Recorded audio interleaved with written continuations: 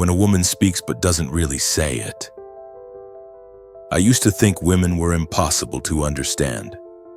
I believed they were overly emotional, unpredictable, and constantly saying one thing while meaning another.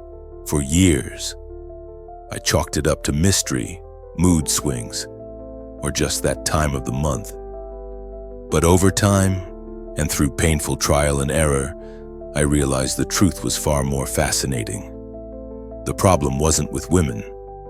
The problem was with me. I was trying to decode a language I never truly learned. I was listening with male ears to a female frequency. Let me ask you something. Why is it that a woman can say I'm fine and yet make the entire room feel cold?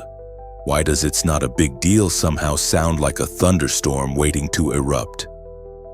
And why do so many men, even the ones who genuinely care, still feel like they're missing something when talking to the women they love? The answer lies not in behavior, but in biology. Scientists have found that women process emotional stimuli up to 30% faster than men. The female brain is structurally wired with more connections between the left and right hemispheres. This makes emotional information more readily integrated into speech, facial expressions, and tone. What that means is simple. When a woman speaks, she's rarely just delivering facts. She's delivering layers of experience. And if you only hear her words, you're missing the music. Imagine this. The male brain communicates like a direct radio signal. Clear, focused, one message at a time. The female brain, however, is more like a symphony. It weaves emotion, intuition, memory, and logic all into one fluid performance. You can't isolate a single violin and expect to understand the song. You have to listen to the harmony. This is where most men stumble. We expect language to be a bridge from point A to point B.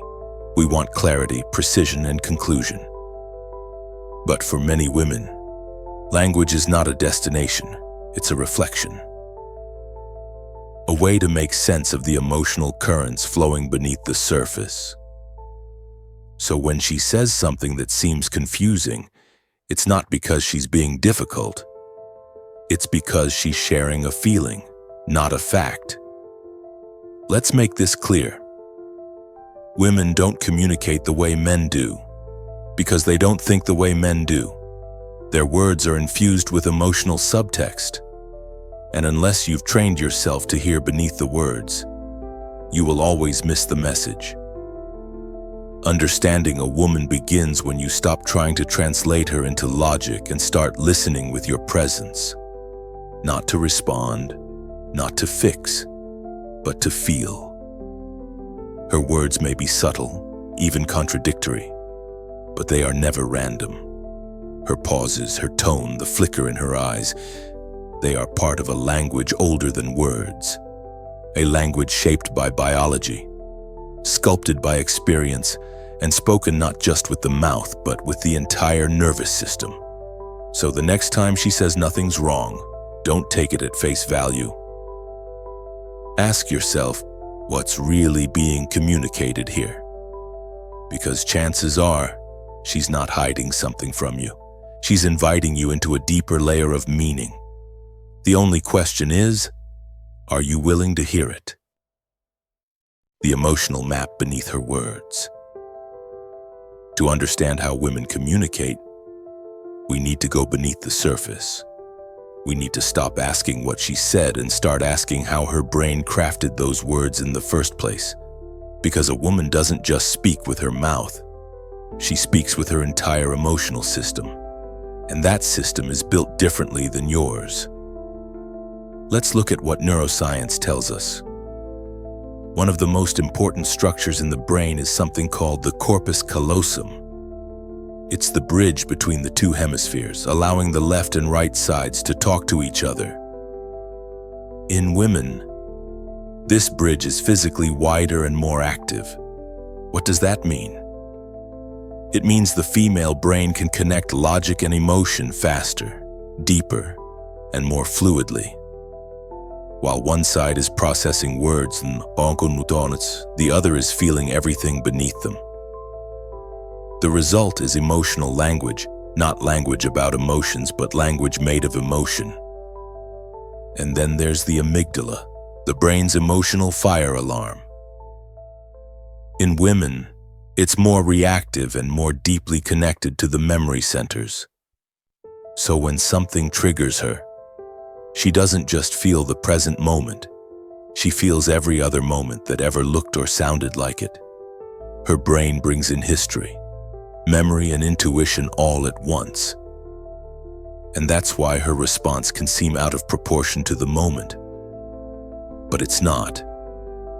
You're hearing today, she's hearing echoes. Now compare that to the male brain. Men tend to process information in a more linear, goal-directed way. You're wired to analyze, fix, conclude. That's why when she talks, your instinct is to jump to solutions. But for her, communication isn't about fixing. It's about feeling. It's not a problem to be solved. It's an emotional terrain to be explored. So when your wife, your sister, or your partner says, "I'm fine," you might believe her. You might hear the words and think, "All right, case closed." But inside her brain, those words are only the tip of an iceberg. The rest is submerged in tone, body language, and emotional history. When she says, "I'm fine," what she often means is, "I don't feel safe enough right now to tell you how I really feel." And that's not manipulation. That's emotional self-protection. We tend to think that words are direct, that what someone says is what they mean. But the female brain doesn't work in a straight line. It's like a painting with layers, a melody with hidden harmonies, or better yet, like a room filled with mirrors. Each sentence reflects a deeper emotion. Each pause is a doorway into something unsaid. And unless you know how to look beyond the surface, you'll only see your own reflection staring back. Think of her brain as an emotional map, not one with highways and exit, but with rivers, weather, and shifting terrain. She doesn't just navigate her feelings, she experiences them like an ecosystem. Joy is rarely pure joy. It's joy with a shadow of guilt, or joy mixed with anticipation. Anger may hide fear. Sadness may carry quiet strength. Her emotional world is not compartmentalized. It is simultaneous, fluid, and constantly in motion. That's why, when she brings something up that seems small to you, like how you looked at your phone during dinner, or how you responded with "okay" instead of "I understand," she's not being dramatic. She's reacting from a place of layered meaning. That look at your phone, it wasn't just a glance. In her mind, it might have felt like being pushed aside, forgotten, or unseen. Not because she's sensitive, but because her brain is making dozens of emotional associations in a fraction of a second. And here's where most men go wrong. They think she's overreacting, so they say things like, "It's not a big deal," or "You're reading too much into it." But what they don't realize is that she's not reading too much, when she's reading what's actually there, the unspoken, the tone, the pattern. And the truth is, her brain is exceptionally good at it. So how do you respond? By recognizing that her words are only part of the message. Listen to the tone. Watch the expression. Feel the silence. If something seems off, ask yourself, what emotion is behind this? Not just what she said, but what she needed to feel safe enough to say it directly. When you begin to listen this way, not with your logic, but with your presence, something changes. You start to realize that communication is not a transaction. It's not an exchange of data. It's a dance. And in that dance, she is leading with emotional cues. If you learn to follow them, you'll go places in your relationship you've never reached before. So next time she says something that confuses you, don't dismiss it, don't debate it, don't reduce it to facts. Ask yourself instead, what mirror is she holding up right now? What reflection am I not seeing because the female brain isn't asking to be solved, it's asking to be seen. Listening not with ears, but with intuition. One of the most powerful forces in the female brain is something invisible. It's not her memory, her language, or her logic. It's her intuition. And this isn't some vague spiritual concept. It's biological. It's real. And it's deeply rooted in the way her brain and body process human connection. At the center of it all is a hormone called oxytocin, often called the bonding hormone. Oxytocin is released during moments of emotional closeness. In women, it flows more abundantly, more easily, and with more impact. It strengthens trust, amplifies empathy, and deepens emotional awareness. It allows her to sense what others are feeling before they even say a word. This is why she can walk into a room and immediately feel that something is off. Why she can look into your eyes and know you're holding something back. Why she notices the hesitation in your voice before you're even aware of it yourself. Her brain doesn't wait for words, and it reads the space between them. Science confirms this. The female brain is wired to detect and process nonverbal communication more efficiently than the male brain. Facial expressions, micro-expressions, tone shifts, pacing, even changes in breathing patterns. Her brain picks up on them all, and it decodes them rapidly, turning subtle cues into emotional meaning. Where you might only hear what is said, she hears how it's said, why it's said that way, and what isn't being said at all. It's not magic, it's sensitivity. A trained awareness that comes from millions of years of evolutionary need to read people, protect relationships, and sense danger long before it arrives. The male brain, in contrast, is designed for focus. It tends to zero in on content, the direct meaning of the words themselves. If she says, "I'm tired," you hear that and respond logically, "Okay, then get some rest." But her statement might not be about physical fatigue. It could be emotional exhaustion, relational disappointment, or unspoken resentment. She's not just making a statement, she's signaling something deeper. This leads to a crucial question. Are you responding to what she's saying, or are you responding to what she's feeling? Most arguments between men and women don't happen because someone said the wrong thing. They happen because one person didn't hear what the other person never said out loud. That's the twist.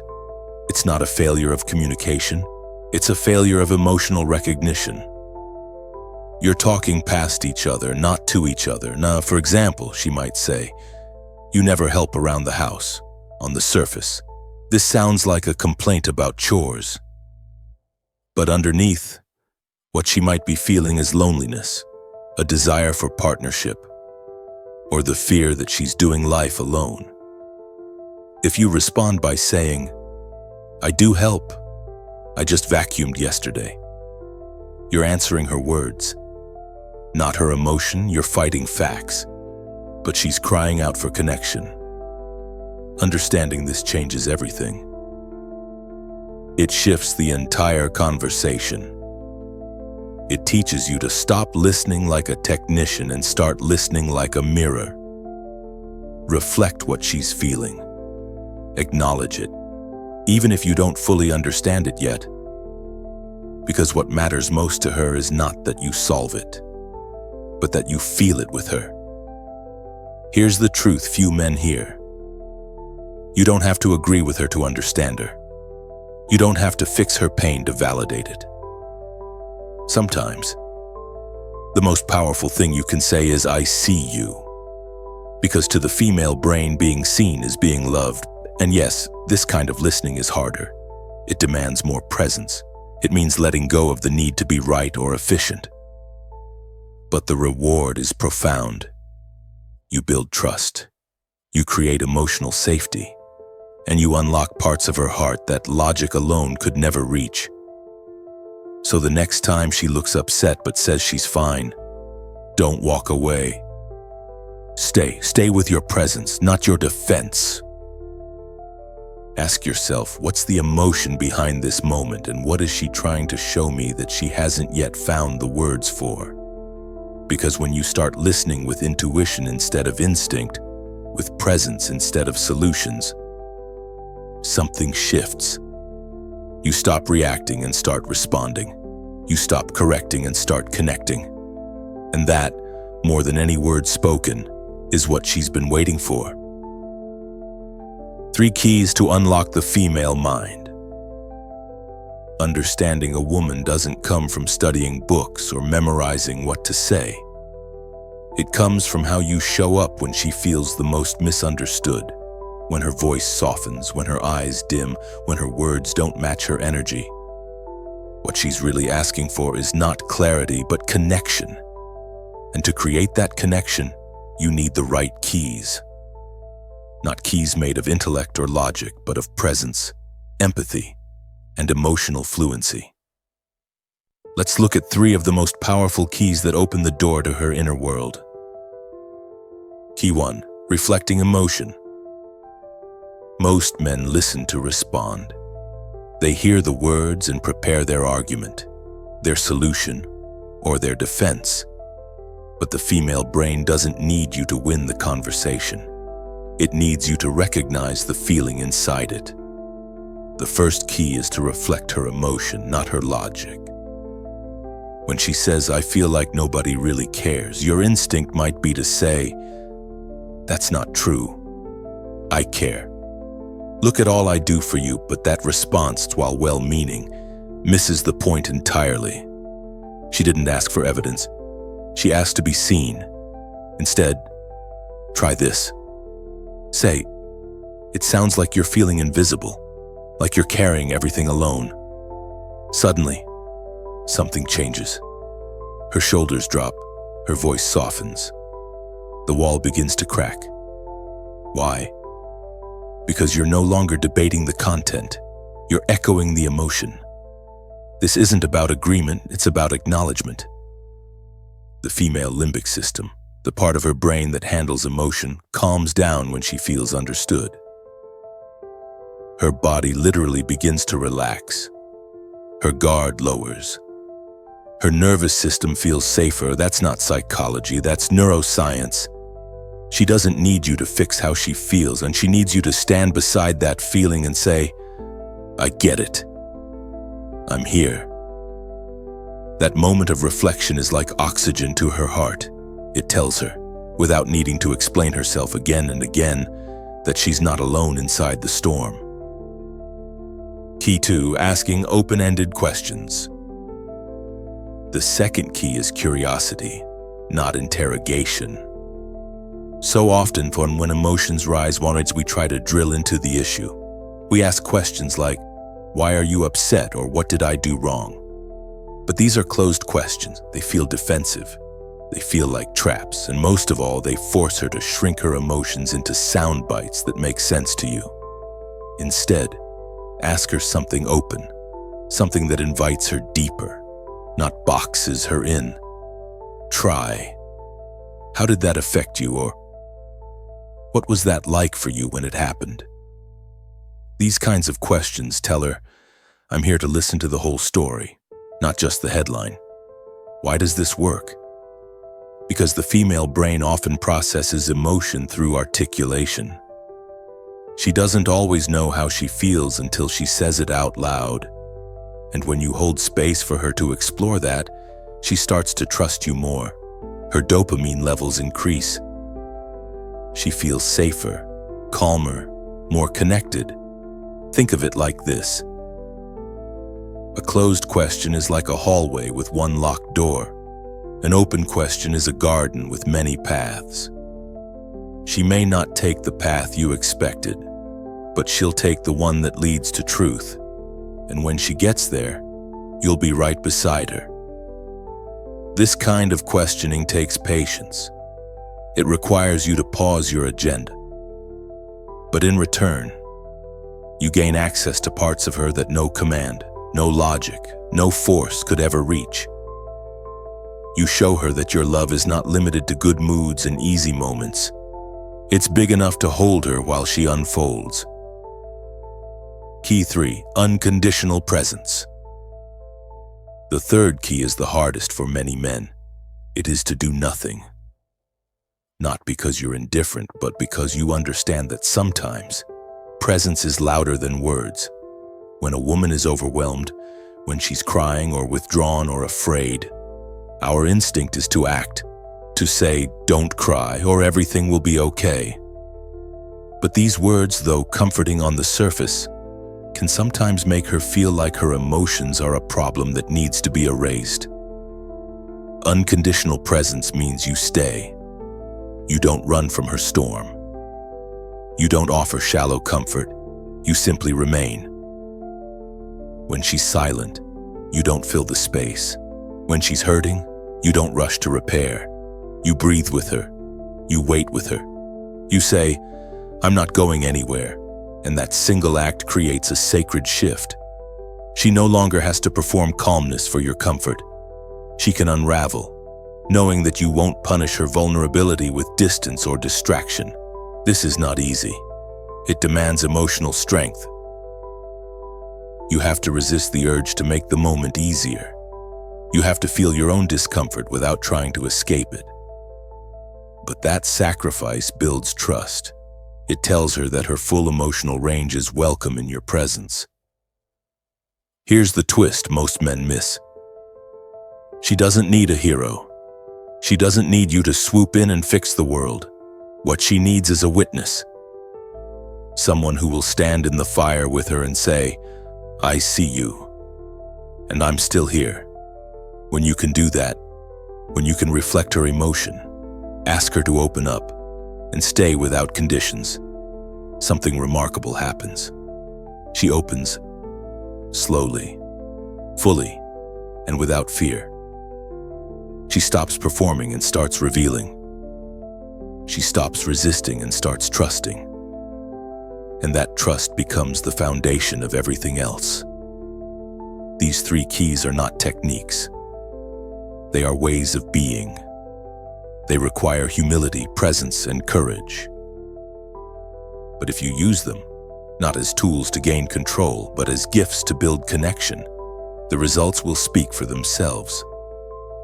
So the next time you find yourself confused by her reaction or overwhelmed by her emotion, remember this. You don't need the right words, you need the right posture. And if your posture says, "I care more about connection than control," you will begin to see a side of her no one else ever does.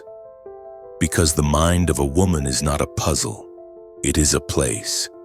And when she lets you in, treat it with reverence. Her mind is not meant to be solved, but felt. After all the science, the stories, the reflection, and the listening, you might still find yourself wondering, will I ever truly understand her? The honest answer is no, and that's not a failure. That's the point. The female brain is not a problem to solve or a system to decode. It's not a machine you can program with logic and expect predictable outcomes. It's not a riddle. It's not a map. It's not a test. It's a living, breathing landscape of emotion, intuition, memory, and meaning. And the more you try to break it apart to control it, the more you miss its beauty. She doesn't need you to fully understand her. What she needs is something much rarer. She needs you to meet her where she is, without shrinking her depth to fit your comfort. She needs you to feel her words, not just hear them. She needs you to care more about connection than correctness. You cannot decode a symphony. You cannot reduce a poem to a formula. And you cannot explain away what was never meant to be dissected. The female mind is like music. You don't understand it by analyzing every note. You understand it by listening. letting it move through you, letting it change you. And maybe that's the lesson. Maybe we're not supposed to get women the way we get instructions or directions. Maybe we're supposed to stand in awe, to soften our edges, to lean in with curiosity, not conquest. Each woman is a language, unique, complex, and alive. You don't master her by memorizing phrases. You grow with her by learning her rhythm, by watching her expressions, by staying long enough to hear the full sentence, even when it's spoken in silence. So instead of asking, what does she want, maybe start asking, what does she feel? Instead of needing to be right, ask yourself, can I be real instead of rushing to the end of the conversation? Can you slow down and sit inside it? Because the truth is, no one hears a woman perfectly. But you can hear her honestly, not with your ego, not with your defenses, but with your presence. So here's the real question, one that only you can answer, one that decides everything. Have you ever truly listened to a woman, not with your ears, but with your heart? Or have you only ever heard yourself, echoing back through her words?